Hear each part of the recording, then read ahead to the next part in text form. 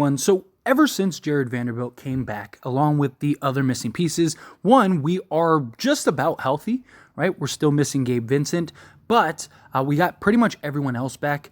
And you've seen the vast improvement in the Lakers just defensively, right? Jared Vanderbilt, even in a limited role, you've seen and felt the impact with this Lakers roster, with this Lakers team. When he comes in, he's immediately impacting the game. He's rebounding, he's hustling, his energy, his size, his length, his athleticism out on the perimeter. You have Cam Reddish out there putting in the work. Then he goes to rest on the bench. And before Jared Vanderbilt, you didn't have anybody to match that level of intensity, that level of defense, that level of impact and hustle. Well, Jared Vanderbilt comes in and he matches that seamlessly. And even in a limited role, as he tries to get his legs underneath him going into the inevitable season, as well as hopefully healthy in time for the playoffs, and then he can kind of step into a bigger role defending the more elite guys. Not that Cam Reddish hasn't done a fantastic job thus far, but it's so different when you have these two. And then even in spots where you're playing a Phoenix Suns team or something, where you have a Kevin Durant and a Devin Booker, it's like you could throw Cam Reddish and Jared Vanderbilt, one on Devin Booker, one on Kevin Durant. It's just there's very few teams that have this level of defensive sizable wings. You saw what they were both able to do to Tyrese Halliburton. The Lakers as a whole were able to keep them the highest, historically great offense, averaging like 127, 128 points a game. We kept them to 109 points. This defense is just next level. But again, we are without our best defensive guard in Gabe Vincent. Well, we got news that it looks like Gabe Vincent is hopeful for a return next week against the Knicks. So it would be next Monday on the Knicks game, which would be December 18th. It looks like Gabe Vincent is going to potentially return. It's not been 100% confirmed. Like I mentioned, the report says hopeful Gabe Vincent will return from injury within the next week. Now, if he doesn't return for the Knicks game, I do imagine it would be relatively soon, right around the corner. So based on the reports, the Los Angeles Lakers are reportedly hopeful guard Gabe Vincent will return from injury within the next week. Shams of The Athletic reported Vincent is loosely targeting December 18th's game against the New York Knicks to come back from his right knee injury.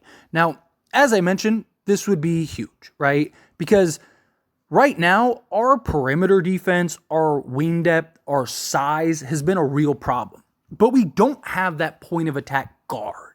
We don't have that guard like we had with Dennis Schroeder that can just be that pest, guard the length of the court, really just put pressure on whichever ball handler is there. Also, if you had a guy like a Gabe Vincent and we're playing a team such as, let's say, a Milwaukee Bucks, right? Well, now you have, you could put Gabe Vincent on a Damian Lillard. You could put Cam Reddish on a Giannis or a Chris Middleton, and then Jared Vanderbilt on the either. Or, you're playing, again, we'll use the Phoenix Suns, right? So you could put, say, Gabe Vincent on Bradley Beal when they're fully healthy, Cam Reddish on Devin Booker, and then Jared Vanderbilt on Kevin Durant. Just gives you another defensive body that can match up and just provide that pressure. Also, Gabe Vincent being slotted alongside of Jared Vanderbilt off the bench, or Cam Reddish, or even on nights that maybe D'Lo doesn't start or something, or he's just has a night off or whatever. You could have a Gabe Vincent fill in that slot and just really ramp up defensively. Now, Gabe Vincent isn't a great playmaker.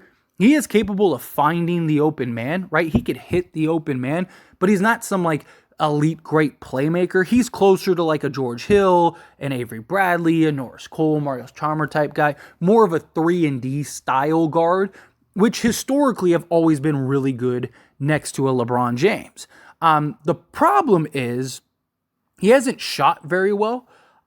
So far this season, again, and we don't have this insane sample size with him. He took 14 attempts, so he's 1 of 14 from 3-point range, which isn't great. isn't great at all. So he's averaging 3.5 3-point attempts per game. And right now he's averaging a .071. So he's not even averaging 1% from 3-point range. Now, I don't expect that to be a thing. Like I mentioned, he has 4 games in which he has played. And in those 4 games, he averaged 6 points, 3 assists, 1 rebound, and 1.5 steals, which is really good. So in 4 games, he was giving us 1.5 steals. The Lakers are already excellent in the steal and blocks department. So adding a guy like a Gabe Vincent that can come in and provide that, I think would just help further the Lakers defense even more. A guy that has, the switchability. Doesn't have like this great size, but he is very pesty. He is a guy that is sturdy, solid. He can, if he has to, switch on some of the bigger defenders. Not like, you're not switching him on like a Jokic or an Aaron Gordon or something, or ideally you're not. But, if like he was to switch, like say you're playing the Warriors and he switches on to like a Klay Thompson, I think you'd be fine. You could live with Gabe Vincent in that stretch. He would immediately be our best defensive guard, right? Or at least point guard type guy. D'Lo has been actually very good defensively this year. He's not an elite or great defender, but he's been much better than he has in any year that he's played thus far. But Gabe Vincent is just more proven in that regard. He's closer to a Dennis Schroeder. Now, I know a lot of people wish that the Lakers had kept Dennis Schroeder even over Gabe Vincent, but one of the things that I like about Gabe Vincent is he's going to be a more consistent guy, right? Like Dennis Schroeder, with his offense at least, it was really hot and cold, right? Like Dennis Schroeder would have a game where he gave you 20 and is hitting clutch shots and hitting big shots down the stretch and just looks like why isn't this guy starting? And then the next 2 games he'd go like 2 of 12 and you're like, oh, that's why, right? The defense was never in question. He always brought it defensively, but just the offensive output. And same thing, he's not a great playmaker, right? He can kind of get tunnel vision at times. He's more of just drive and kick type guy. Gabe Vincent, I don't think the upside with Gabe Vincent is as high as it is with a Dennis Schroeder. Dennis Schroeder's upside is definitely higher, but I do think Gabe Vincent will fill the role that the Lakers need more consistently, right? I don't expect him to shoot 1% from 3-point range, right? Like, you look at the previous years. Last year, he didn't have a great 3-point shooting year. He only shot 33.5%.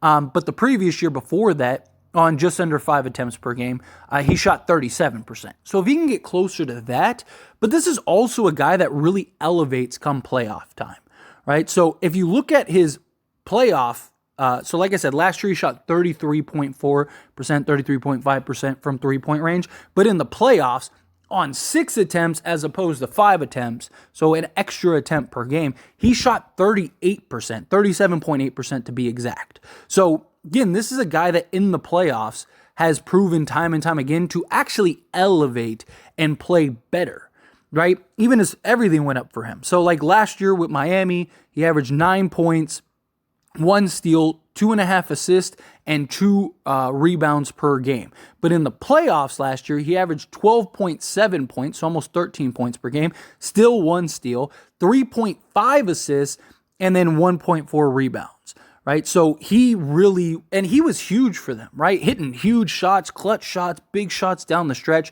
That is something that he could provide for the Lakers, right? The Lakers signed him with a lot of expectations and a lot of hope that he would impact on both sides of the basketball. Be a guy that can knock down the open shot, a guy that could create a little bit, guy that could get to the basket and apply a little bit of rim pressure, not to the sense and level of Dennis Schroeder, but still a guy that could penetrate, get to the basket, but more so a guy that could just be another defensive anchor for this team.